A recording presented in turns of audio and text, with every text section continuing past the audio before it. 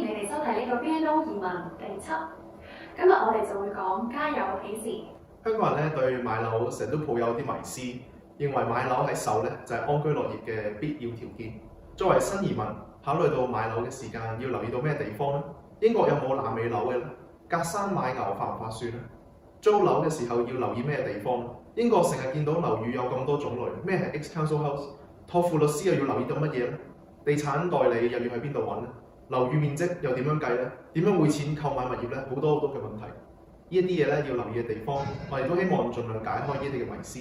不過我哋喺度事先聲明，我哋係冇利益衝突，只係會提供一般嘅買樓資訊，係唔會負上任何法律嘅責任。Hi，我係劉師。我開始咧要介紹下英國嘅一啲嘅樓宇。我哋英國首先我哋睇第一幅嘅圖。呢幅嘅圖裏邊咧有唔同嘅樓宇，咁我會逐一去介紹。呢啲係常見嘅英國嘅樓宇。喺第一幅圖裏邊咧，我哋所見到咧依個咧就叫做依間屋叫獨立屋 （detached house）。意思咧就話咧佢係隔離左右咧係分隔嘅，係完完全全獨立嘅。呢種嘅屋咧係喺英國裏邊都好普遍嘅。咁但係除咗呢種之外咧，亦有其他嘅類似嘅獨立屋嘅嚇。咁除咗呢個獨立屋之外咧，咁有一種叫半獨立屋。如果我哋從圖裏邊睇到咧，佢係有兩個嘅門口嘅，即係話中間裏邊咧，你睇落去好似間好大嘅屋，咁其實咧已經係分開咗兩個嘅單位 ，semi-detached house 半獨立屋。跟住落嚟咧就係一種叫做 linked detached house， 咁都係獨立屋嚟嘅。不過咧呢兩個嘅獨立屋咧係中間裏邊咧有個車房係連住，所以咧有個叫 link 即係意思即係話一個連住一個，一個連住一個。咁咧呢個咧就叫做linked detached house。咁另外咧有啲叫做獨立平房嘅樓宇，就係叫獨立平房屋，就叫英文叫 bungalow。呢種嘅屋咧就係話只係一層嘅啫，冇兩層嘅。呢啲嘅屋個通常嘅面積嘅咧係嗰個範圍係應該比較大，因為如果要做到3房嘅時候，咁咧佢就只係得一層咧，咁所以咧會比較大啲嘅。咁呢種嘅價錢咧係應該貴過獨立屋啦。當然如果順序嘅價錢咧就應該係獨立屋或者呢個 bungalow，然後跟住咧semi-detached house， 即係話一個半獨立屋咁然後咧就係一啲嘅 linked detached。咁咧就都要睇下裏邊嘅環境先實際可以去考量幾多錢。咁跟住落嚟呢張嘅圖咧就係講到叫做俗稱叫排屋，即係話咧叫 townhouse， 就係一排排咁樣嘅一間間咁樣一間拍住一間。咁呢個價錢咧通常咧就比獨立屋咧係便宜好多嘅。咁另外咧我哋香港人最喜歡咧住大廈啦。咁好多呢啲大廈又高又矮啦。咁呢啲咧英文叫 apartment。咁咧通常咧住呢啲嘅屋嘅時候都要交呢個管理費。同埋咧，有一部分嘅屋咧，佢哋咧係要有中央嘅暖氣嘅系統嘅，所以咧要每一戶咧分擔呢個費用。咁呢啲咧就係私人嘅大廈。咁另外咧就喺呢個英國裏邊咧有好多嘅以前咧以前咧本來係公屋嚟嘅，咁後來咧住落咗之後，咁咧可以某個年期之後咧可以住自己住落嘅呢個嘅住客咧，佢可以優先去購買嘅。咁購買咗之後咧，佢業權咧屬於呢個轉讓業權咧已經係屬於咗呢個戶主㗎啦。咁所以咧佢哋可以咧再攞出去市場去賣嘅。咁呢啲咧叫做轉讓嘅公屋。咁呢啲轉讓公屋咧，通常嘅價錢咧又會低一啲嘅喎，因為咧佢哋好多時咧起嘅時候，因為要容納多啲人啦，咁所以咧係所以咧係好似一個社區嘅屋苑咁樣。咁另外一啲咧就係叫做公屋嘅大廈啦。公屋大廈啦，好明顯啊！大家睇圖知道啦，係多層嘅。咁呢啲都可以係自己去轉讓嘅。不過咧，好多嘅英國人咧唔係咁中意住呢啲嘅大廈嘅，因為咧佢哋嘅私隱度咧冇咁高嘅，因為佢哋共用電梯咧、共用大堂啦。咁所以咧喺英國咧好多嘅人咧，佢哋咧住得耐咧都喜歡住啲獨立屋嘅，因為咧每一間每一伙自己都可以有獨立嘅管理或者係獨立一啲嘅私隱嘅房間。私隱嘅嘅地方係呢個完全係可以講話咧係比較英國比較流行嘅。咁當然咧，公屋裏邊咧都有啲叫平房嘅，意思即係話咧佢咧好似一啲嘅 townhouse 咁嘅，咁大家租俾一啲即係有需要嘅人士啦嚇，俾佢哋咧係平啲嘅租金嘅。咁呢啲係獨立嘅平房。咁呢獨立平房咧，同頭先我哋睇到嗰啲多層大廈咧，都係同一啲係政府管理咧，或者係委託一啲顧問公司咧，或者置業公司去。咁另外咧，我哋要講一講一個叫 ex-council house 嘅一個嘅情況。通常咧呢啲 ex-council house 咧，佢可能已經係好多年咧已經變成咗私人嘅物業㗎啦。咁通常咧係一啲公屋嘅居民啦，佢哋住喺嗰度嘅地方達到某一個年限，咁政府咧鼓勵呢啲嘅私人嘅住戶咧去購買翻自己所住嘅居屋，咁所以咧佢哋用一個好比較特惠嘅價錢咧去購置，所以咧佢哋私樓咧可以變成私樓啦，咁就可以喺市場裏邊自由買賣。咁但係呢啲叫 ex-council house 或者公屋變咗私樓嘅咧，佢前身因為公屋所以咧係比較咧同區相似嘅物業嘅售價咧一定會平啲，會平啲嘅。咁有啲如果內部裝修得好嘅，其實都可以係可以係有購買嘅一種嘅選擇嚟嘅。咁另外我哋要談一談咧，好重要一件事咧，就話咧其實咧我哋香港人買樓咧多數以尺去計算嘅，但喺英國咧就唔係以尺去計算嘅，以房間計算嘅。例如好似3房1廳啦，或者係2房1廳啦，或者1房1廳啦，或者係4房1廳啦、4房2廳啦，係咁樣去計算嘅，就係以幾多個房、幾多個廳去計算嘅嚇。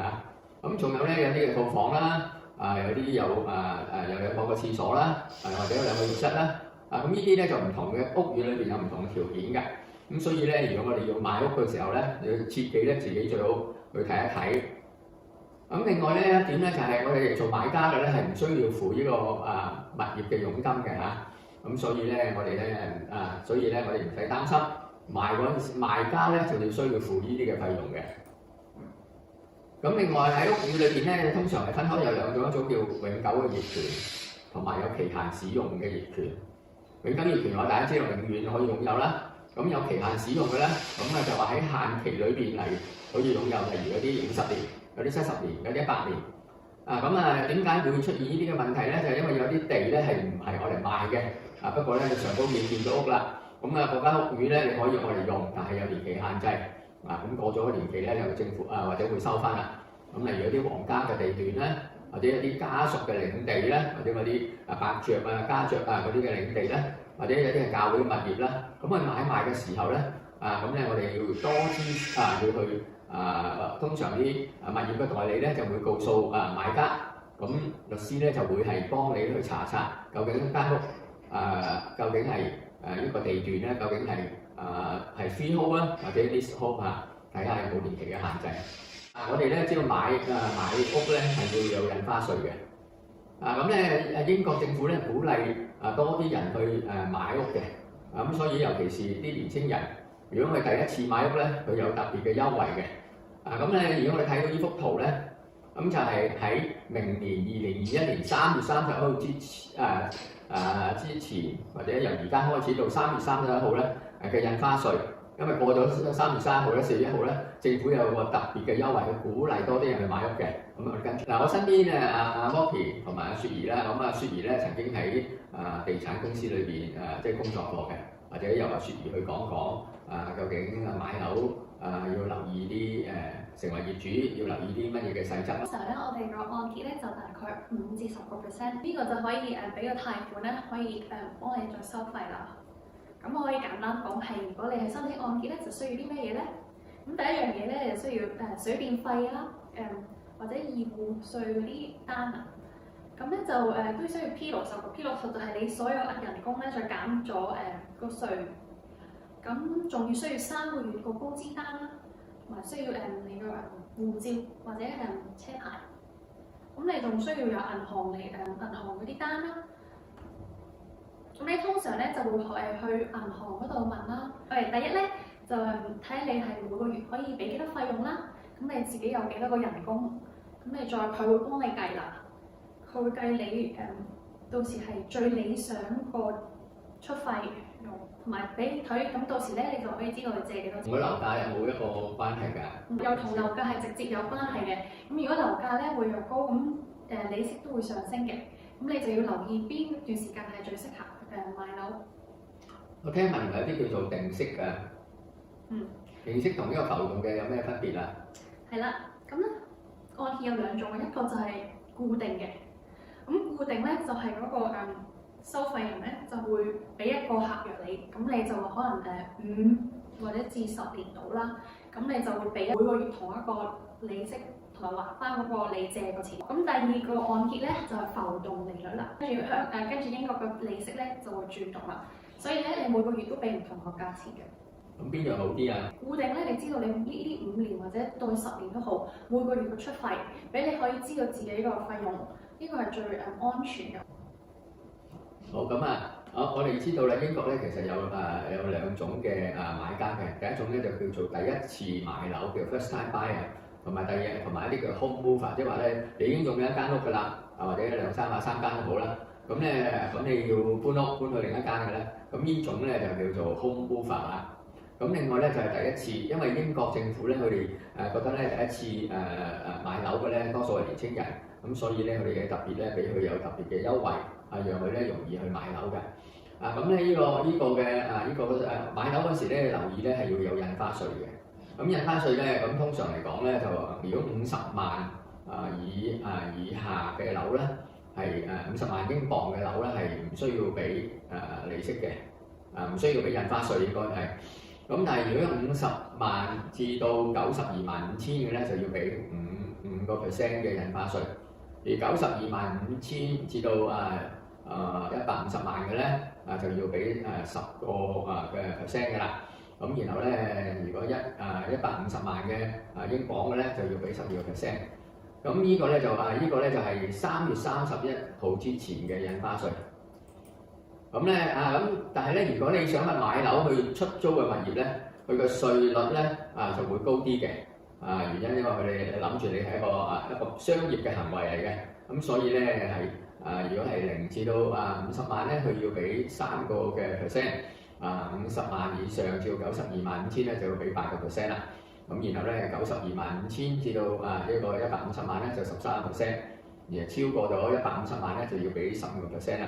係比如果比冇出租嘅咧係會係貴一啲嘅。咁咧，因為英國政府咧鑑於近期英國經濟咧脫歐之後咧同埋咧呢個嘅疫情嘅關係咧，咁所以咧佢就鼓勵咧多啲人咧去買樓，又建造多啲嘅樓宇。咁所以咧第一次嘅買家咧，佢將係預喺明年嘅4月1號之後咧，就將呢個嘅印花稅咧去調低。咁咧我哋睇到啦，調低嘅就係話咧如果係30萬鎊以下嘅咧，咁就係唔需要印花稅。我有個咁嘅優惠喎嚇。咁咧50萬鎊嘅咧，咁咧就話50萬鎊裏邊咧，佢就先頭一個嘅30萬鎊咧就要唔使俾稅，而後邊嘅咧俾50萬鎊，就後邊嘅20萬鎊咧就需要俾5% 嘅稅款啦。咁所以咧所以會慳咗啲錢。咁都係嗰個計算嘅方法咧，50萬至到92萬5千咧就係5% 嘅，92萬5千至到咧150萬咧係有10%，而150萬以上咧就係12% 嘅啦。咁呢個咧係明年4月1號之後嘅減少嘅印花稅。咁呢度呢張嘅圖咧好簡單嘅啫，即係其實就頭先講咗噶啦。不過咧係佢用一個嘅chart嘅，即係用一個圖案嘅形式去俾大家睇嘅。咁如果之後咧，如果我哋今日嘅呢個嘅視頻咧，之後你哋有興趣呢個 PowerPoint 咧，咁你可以咧可以喺視頻裏面咧要求，咁我哋就會upload 上去你嘅私人嘅或者 email 俾你啦。咁另外咧4月1號之後咧都係遞減咗嘅，就係話曾經擁有物業嘅咧，如果你想再買呢個嘅樓宇嘅咧，咁咧都係減咗嘅。咁就係0至到12萬5千嘅屋宇咧係0嘅，係唔需要俾印花稅。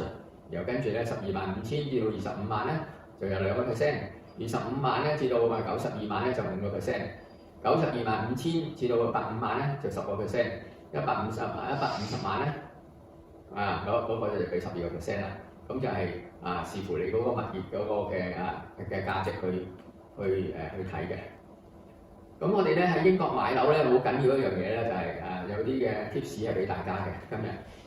第一就我哋小心咧買一啲買咗爛尾樓。點解會有出現爛尾樓咧？咁主要原因就係一啲發展商咧，佢唔夠一個財力，唔夠實力，咁所以佢買咗一笪地就開始銷售，好似樓花香港嘅樓花一樣。咁但係咧好明顯就話呢啲樓花咧佢唔可以有能力繼續起嘅，就會出現爛尾樓。咁呢個咧都曾經出現過。如果你購置樓宇咧，如果你係如果係有自己有子女係讀中小學嘅咧，咁咧你就會留意係咪屬於好嘅學區咧？好嘅學區通常樓宇一定係貴啲㗎啦。就算喺香港你都明白㗎啦。咁另外一方面咧，要留意下究竟治安好唔好？治安差嘅地方咧，自然咧樓宇嘅價值咧就會低啲嘅。咁同埋保值咧係有困難嘅。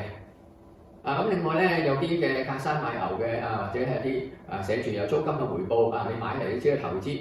咁我哋要記住一樣嘢，就話咧呢個保證咧有年期嘅。例如好似保證呢個現金嘅回報只係2年時間啦啫，超過咗2年之後咧，佢唔係永世保證你有呢個嘅收入。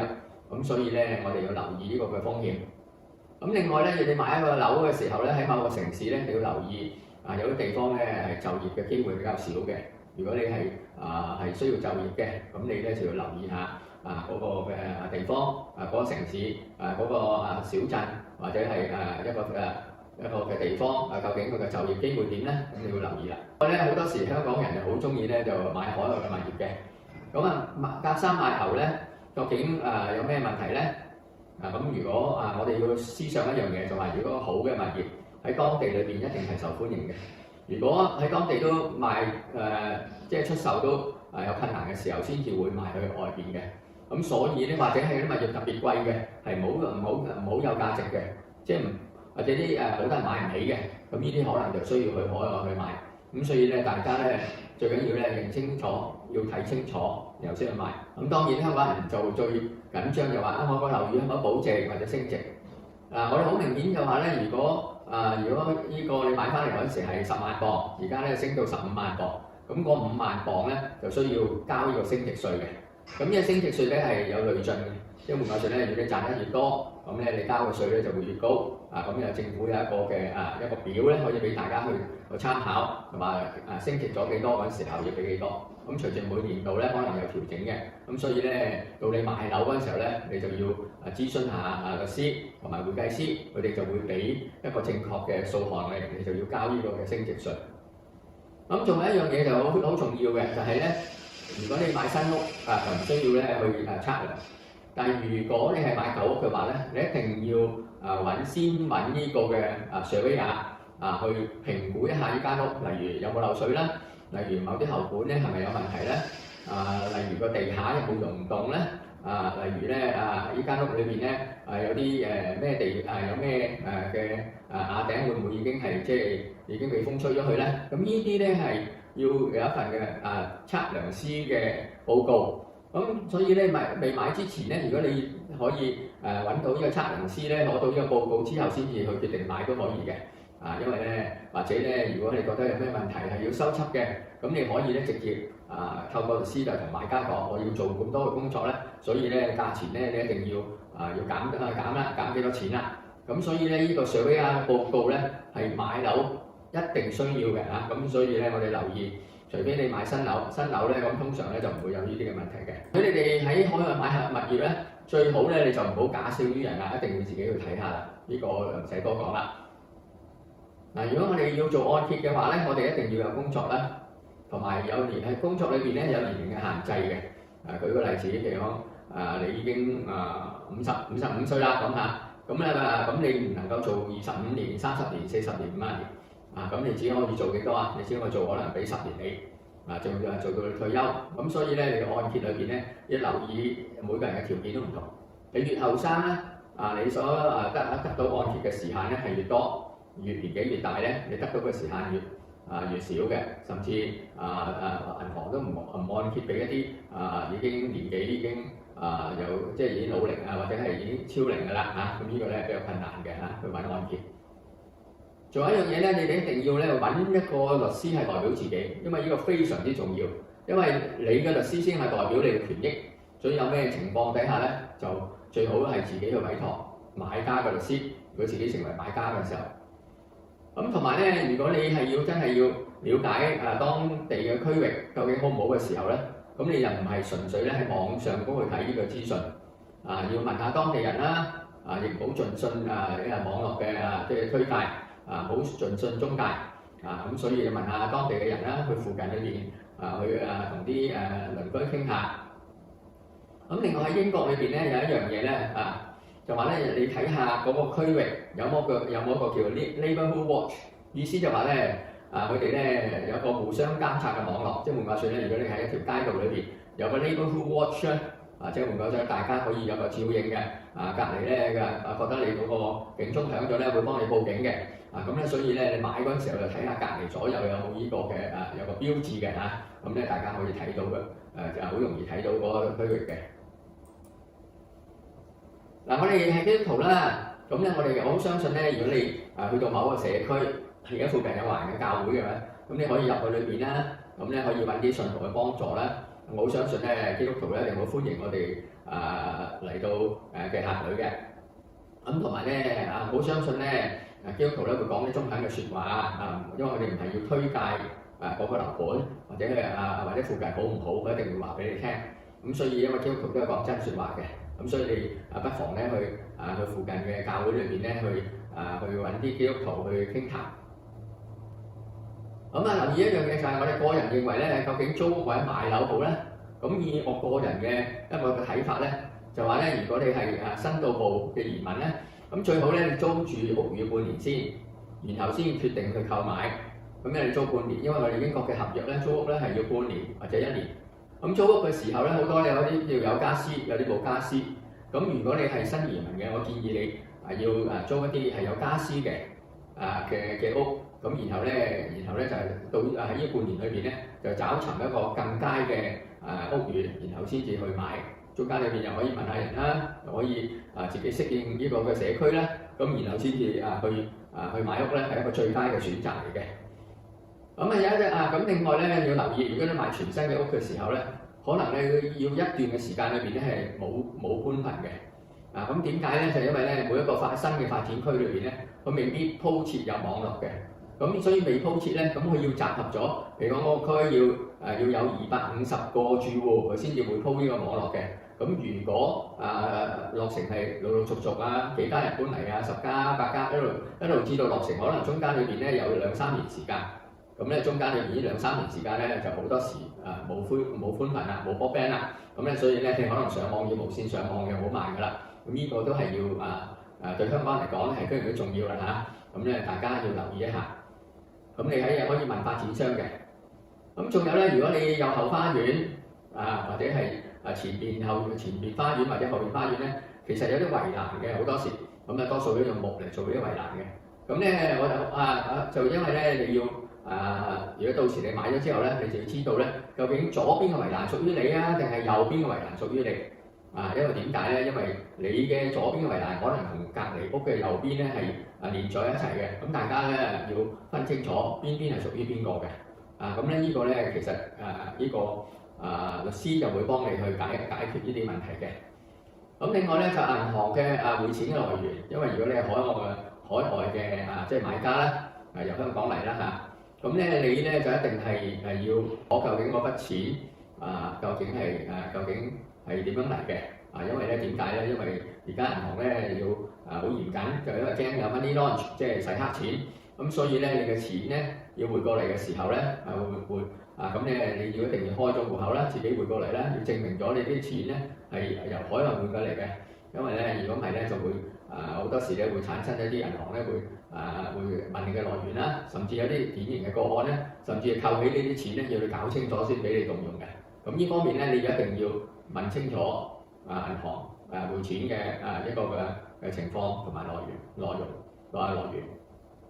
咁作為基督徒咧，咁我哋咧就作為移民咧，我哋買樓咧好多時咧都要祈禱向神祈禱啦，求神嘅帶領咧，讓你哋去平安可以買到一個最佳嘅一個嘅樓宇嘅。呢啲嘅情況咧，其實都係一啲嘅資訊嚟啫。咁但係到你真係要買嘅時候咧，咁好多時咧要自己去睇清楚，做好晒各樣嘅手續。咁其實我唔係地產商啦，我亦唔係一個同地產有關係嘅人士。咁因為我做之前咧，我有服侍新移民嘅經驗啦。咁好多新移民咧嚟到嘅時候咧，咁我就陪同佢哋去睇屋啦，陪同佢哋去揾律師啦，同埋咧係佢哋有啲唔係好懂英語嘅，咁我哋咧就幫佢翻譯，即係話俾佢聽，律師咁講，或者係地產咁講，或者第三方點樣講。咁所以中間裏邊咧，我哋就所以累積咗啲經驗。呢啲純粹係個人嘅經驗嘅分享嚟嘅。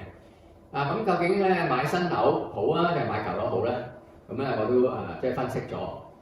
新樓咧通常有10年嘅保養嘅，呢個地產發展商係可以保養你間屋10年啦。咁咧，但係新樓咧有個唔好處就係房間會比較細，比舊樓，同埋樓頂係比較矮嘅。新樓咧要付中大嘅佣金啦，因為佢有人要即係推銷啦嚇。咁舊樓究竟有咩好處咧？舊樓咧通常係比新樓平啲嘅，如果同一面積、同一環境、差唔多嘅地區，可能會平，甚至係約平20% 都有。但係舊樓咧房間就有咩好處咧？就比較大啲嘅，同埋咧佢樓頂比較高嘅。但係亦有個唔好處就係要維修保養。所以如果你頭先我哋講過啦，如果你買舊樓嘅時間，你一定要揾合格嘅測量師去做嗰個評估嘅報告。如果唔係咧，你買翻嚟嗰時候，咁咧好多時就會有問題嘅時候，就好難去追究㗎啦。交收咗之後，新舊樓宇裏邊其實都各有優劣嘅。最好嘅方法就係多睇啦，多比較啦。咁呢樣嘢就一定唔會錯嘅。咁仲有咧就話咧，當你抵達英國嘅時候，我哋可以咁講啦，你腳上可能會有風塵，風塵僕僕啦，又要揾地方啦，又要揾學校啦。咁咧你隻腳咧可能都佈滿晒風塵啦。但係我哋作為基督徒，我哋都願意為你哋去洗腳。喺下週裏邊咧，我哋會談中小學嘅教育啦。敬請咧各位家長留意。我哋今日咧，我哋嘅視頻到呢度啦。咁老師咧，咁平時買邊種屋係最平常咧？最多人買嘅咧就應該係嗰啲 detached house 啦，或者 semi-detached house 啦。頭先我哋有講過㗎啦，有半獨立屋同埋半獨立屋。因為好多英國人咧唔係好中意咧住喺嗰啲大廈裏邊，因為咧覺得係比較複雜啦。咁咧大廈當然啦，另外一方面大廈咧又有管理費啦。如果你自己嘅房屋咧係唔需要有管理費嘅。咁所以咧，我哋比較中意買呢啲。如果想價錢平嘅咧，都可以考慮一啲ex-council house， 即係話以前咧公屋嘅。咁咧可能咧佢哋住咗好耐，咁佢哋自己又好英國人好中意咧所謂嘅 DIY， 即係自己去即係裝修間屋嘅。咁有啲甚至一啲甚至一啲舊嘅屋咧，反而咧仲比新嘅屋而且好嘅，地方比較大。咁所以咧就視乎個人嘅喜好。咁所以新同舊咧都要自己去決定嘅。咁當然咧，我哋知道啦。其實咧，我哋作為基督徒咧，我哋唔係淨係去一個新嘅地方裏邊咧，唔係淨係講資訊嘅。我哋都係我哋嘅神咧係一個賜平安嘅神。我哋知道啦。好多幾個月之前咧就好多嘅即係嚟讀書嘅朋友啦，嘅弟兄姊妹佢哋咧好擔心英國嘅疫情咧，於是乎咧就趕住翻去香港啦。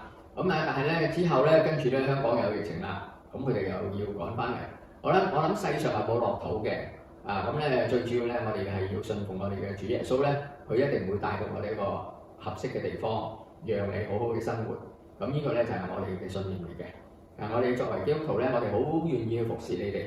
當你如果真係想去買樓或者去各樣嘅手續嘅時候，需要諮詢咧，咁我哋都可以幫助你哋嘅。我哋有一位嘅循道衛理會嘅會友，佢都係律師嚟嘅。佢叫藍小瑩。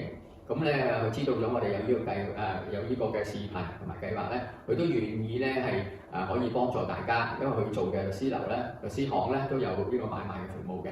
我唔係幫佢賣廣告。咁如果你係有需要嘅咧，如果你買嗰陣時候，你都可以諮詢一下佢。佢應該諮詢係唔收錢嘅。咁呢度咧，我哋只係話俾佢聽嘅，我哋嘅我哋循道衛理會嘅會友我就並冇為佢去宣傳嘅。不過如果你有咁嘅需要嘅時候，我哋都樂意即係將佢轉介你嘅個案俾佢。牧師啊，咁請問如果有小朋友或者有1至2個咁最適合幾多個房間咧？我建議咧，你買房嗰陣時候咧，就考慮咧最好買三房嘅。夫妻用一個房啦，有細佬哥一個我用一房啦。如果2個時用另外一間房啦，咁即係話3個房啦。咁如果係有即係如果資金多啲嘅咧，就買4個房啦。咁另外一個房就做客房啦。咁所以咧就通常咧買3房就好過買2房嘅。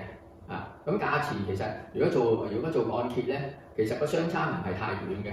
可能3房咧係譬如我舉個例子25萬磅。咁但係如果但係2房咧可能都20萬磅啦。咁但係如果你做呢個按揭嘅時候咧，你嘅供款咧其實唔相差太遠嘅。咁供款咧有一樣要留意咧，就話咧就係話你要根據你嘅收入嘅比例佢要幫你咧計算，銀行都會幫你計算扣除生活費，你可以供得幾多錢，買得乜嘢樓。咁當然咧，如果你係海外嘅用現金去買咧就冇呢個問題啦。但係咧我哋要知道有啲嘅手續費啦要俾啦，律師費要俾啦，查冊費要俾啦，印花稅要俾啦。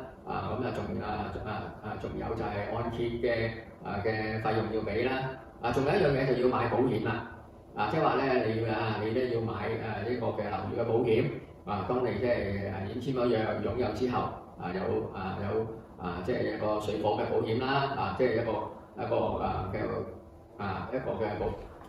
即係要保全屋啦。咁包括埋咧有啲係可以分開，啲叫 content 意思咧就係淨係保裏邊嘅家私或者俾人偷咗燒咗咁呢個叫 content。另外咧就係一個 full insurance 咧就包埋咧嗰個物業。譬如嚟講，如果不幸即係倒塌或者被火燒咗咧，咁就可以包括埋呢個重建嘅費用。咁另外有啲低窪嘅地區咧，可能咧就會水浸嘅。但係咧咁所以有啲咧就買埋一啲即係水浸嘅保險。咁當然咧就要保險公司咧要評定間屋受唔受保啦。咁所以咧都係要留意作為業主咧喺英國咧要留意嘅。呢啲都係需要一啲嘅補充嘅。老師咁電費嗰啲即係如果嗰啲房大啲，電費會唔會相差好多？我哋住喺英國咧，我哋好緊要咧，就有幾樣嘢一定必要嘅條件。第一就要有水啦，第二就有電啦。第三咧就話要有暖氣嘅。呢個必然嘅條件嚟嘅，因為冬天嘅天氣好凍嘅。如果需要如果係嗰間屋係大嘅咧，佢嘅暖氣咧一定係多嘅。暖氣咧通常有2種，一種用電嘅，一種叫 economic saving。意思就話咧，佢係夜晚因為夜晚嘅電力咧係收費平啲嘅，佢就夜晚儲咗電，就走去即係放出嚟 release 出嚟。另一種就係煤氣，煤氣就係中央煤氣啦，即係話一個裏邊有一個嘅一個爐，一個煤氣爐。然後咧就係可以較 timer 或者係即時，咁就可以咧可以全個屋咧有個叫做咧中央嘅暖氣系統啦。central heating 啦咁咧係可以令到全間屋去暖嘅。通常嚟講咧就係用 gas 咧即係用煤氣嘅暖氣咧係比較便宜一啲嘅。所以你買屋嗰時都要留意呢啲嘅細節。究竟係咪有冇煤氣啦？啲煤氣啲通常咧舊屋咧要留意嗰個煤氣嗰個嘅中央系統咧究竟係咪好夠咧？會唔會唔夠力咧？會唔會係需要更換咧？咁你就一定要計埋落去嘅。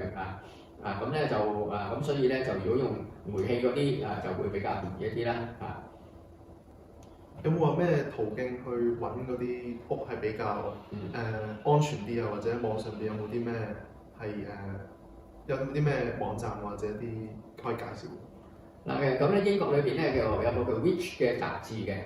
Which 嘅雜誌咧就佢嗰度都會有好詳細嘅教你即係去買屋咁樣要 pay 啲咩嘢咁呢個嘅 website 咧咁咧就都喺呢度Which 你留意呢度寫嘅www.which.com.uk。然後咧你入去嗰個網站裏邊咧有 money 呢行，然後咧會講 mortgage 啦，會講 property 啦，會講first time 啦 buyer 啦。都會講 insurance 咧，會講各樣嘅生活嘅所需嘅，你可以入呢個網站咧自己去查詢。如果喺香港買到自己層樓咧，用呢個價錢去買英國就嘅樓，咁你會覺得大概係？我諗咧喺香港咧，你買咗個廁所就已經可以喺呢度買到間屋㗎啦。咁所以其實咧喺香港人嚟呢度買屋咧，我覺得唔係一個難度嚟嘅。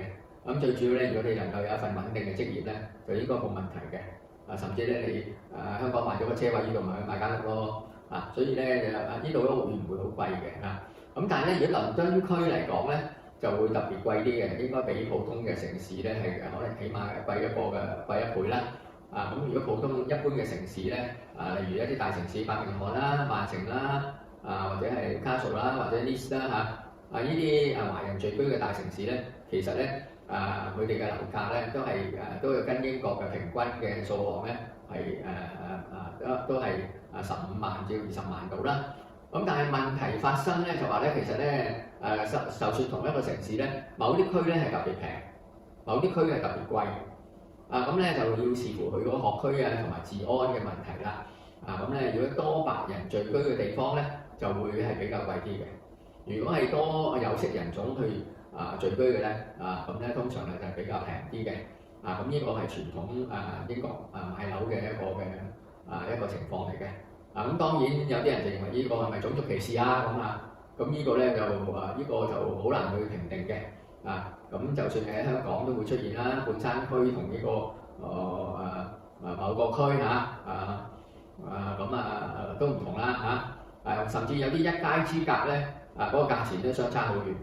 咁所以咧就要視乎佢嗰個區域同埋咧嗰個市鎮嘅區域而定嘅。所以不能一概而論嘅。咁所以咧要自己親自去觀察去睇下。咁咧我相信咧係比較係合適啦。所以我哋買樓唔好心急，先住落嚟先啦。或者嚟到先住半年或者1年租住先。就係揾啲有家私嘅地方去租，租咗之後咧，然後先至去買。咁呢個就最好噶啦。因為咁你一定會揀得好嘅。我哋咧咁如果你買啲新嘅樓宇，咁你都要諗下嗰個區都係唔同嘅。因為新嘅就唔代表係一定好嘅咁樣有好多客觀嘅因素，所以我哋要留意一下。咁我想問下，如果係買樓，其實買市中心好啲定係遠啲好啲定係即係交通方唔方便或者有咩考慮因素咁樣？咁咧，如果買樓喺市中心定係郊區咧，或者係外圍咧比較好咧。咁以倫敦為例啦，咁倫敦嘅市中心咧嘅物業係非常之貴嘅，可能咧同一間裏邊咧我有啲朋友喺度啦喺好靜嘅市中心裏邊咧2個房咧都可能超過8萬㗎啦，超過8萬磅咁所以咧所以你負擔得起嘅負擔得起嘅，咁你咪可以買咯。咁但係通常嚟講，一般嘅打工嘅地方咧，打工仔啦咁我哋通常都會買外圍㗎啦。咁然後咧搭車翻工啦。咁咧所以咧你要選擇嗰陣時候咧留意就話究竟交通方唔方便啦，有冇地鐵啦？如果喺倫敦有冇或者喺其他城市有啲輕鐵嘅城市Newcastle Manchester 咁佢哋有輕鐵嘅。仲有就話究竟近唔近 motorway 啦？即係近唔近呢啲超級公路啦如果近超級公路咧，如果你揸車翻工就比較方便啦。咁所以咧就要視乎各樣嘅交通嘅配套啦，人口嘅成分啦，同埋咧你自己嘅條件啦。譬如你係多啲錢咁咪可以買得好啲啦，差少少㗎啦呢個好自然㗎啦。所以每個人嘅情況都唔同嘅，咁所以不能一概而論。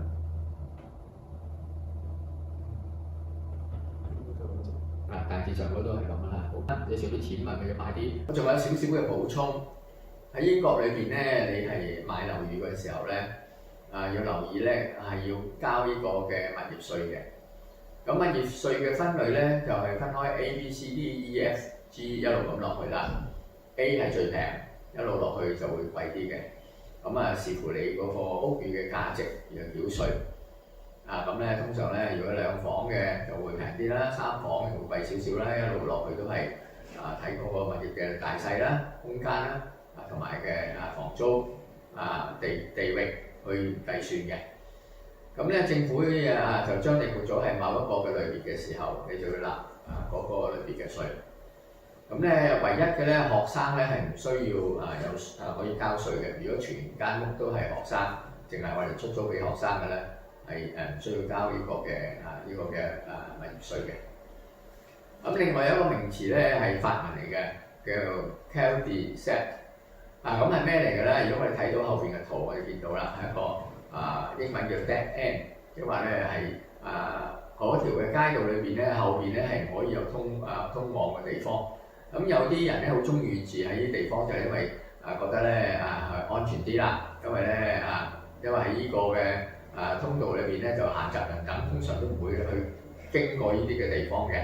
咁咧所以咧我哋睇到後邊咧係完全咧係唔可以有車同埋行人去經過嘅。咁所以咧如果我哋選擇喺屋宇嘅時候，都留意究竟係咪 cul-de-sac 啦。咁另外咧通常有人就會問啦，佢話究竟我哋要幾時先可以完成呢個嘅物業嘅買賣嘅交易咧？咁視乎物業之前咧有冇加建文件係咪完備物業嘅評估嘅報告，即係surveyor嘅報告，如果 check 到有問題嘅要維修，然後先至去交易咧，就會年期係比較長啲噶啦。咁另外咧物業嘅年期越長咧，就律師咧就要花更多嘅時間嚟閱讀嘅。咁所以咧有陣時咧佢哋咧會一沓沓咁嘅文件，就之前幾多手咁咧一路咁樣加落去，所以佢要閱讀晒所有負責任嘅律師咧，就閱讀晒所有嘅文件，然後交收，時間一定會長啲啦。咁仲有咧文件嘅來往啦，咁英國人做事咧同我哋香港人好唔同嘅，即係你急佢唔急嘅。咁所以咧呢個完成交易嘅時間咧就要每個物業都唔同。咁通常咧3個月啦，即係平均或者會多少少咁就係呢個係好正常嘅一個嘅時間嚟嘅嚇。咁另外咧就香港人裏邊咧就諗到啦，我嚟咗一個短時間我走咗，究竟可唔可以買埋呢啲物業咧？咁其實可以得嘅，咁就係透過國際公證嘅律師去簽約，即係話 EB 嘅律師可以寄啲文件去香港咧，然後揾一個公證嘅律師簽咗之後咧，咁然後再寄翻嚟呢度。因為就算喺英國，其實我哋都好普遍去寄嘅，就唔會用人傳嘅，因為嗰個英國嗰個位置咧，呢個埠同嗰個埠咧佢距離好大嘅，冇人會係親手去交嘅，同香港呢一種嘅思維咧係唔同嘅。